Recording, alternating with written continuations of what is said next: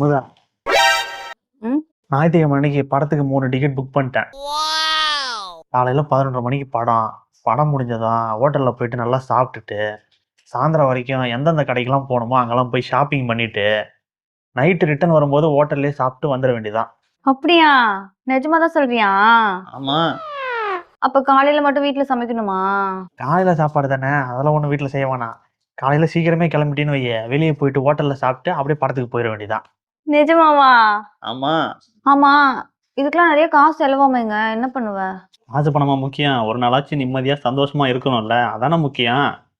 அப்படியா? அப்ப சரிங்க. ஆமா 3 டிக்கெட் சொன்ன?